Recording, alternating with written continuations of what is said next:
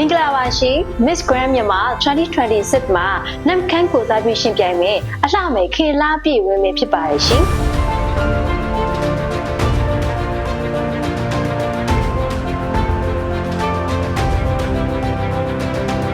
နမ်ခန်းမြို့လေးရာဆိုရင်တော့ပြည့်ရှမ်းပြည်နယ်မြောက်ပိုင်းတရုတ်မြန်မာနယ်စပ်မြို့တခြားရွှေလီမြို့ရဲ့စီးစင်းမှုတွေနဲ့အတူအေးချမ်းသာယာလှပနေတဲ့မြို့လေးတစ်မြို့ပဲဖြစ်ပါရဲ့ရှင်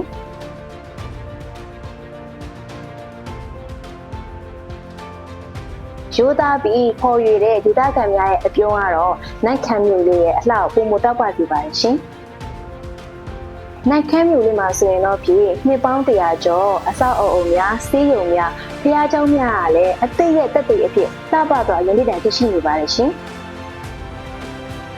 နိုင်ခမ်းမြို့ရဲ့ရတာထူးခြားတဲ့ရှမ်းခေါက်ဆွဲနဲ့ရိုးရာမုံမျိုးစုံကလည်းလာရောက်လက်ပတ်သူရဲ့အဖို့အတွေ့အကြုံအသစ်စမ်းနေနဲ့အမှတ်တရရကြပါတယ်ရှင်။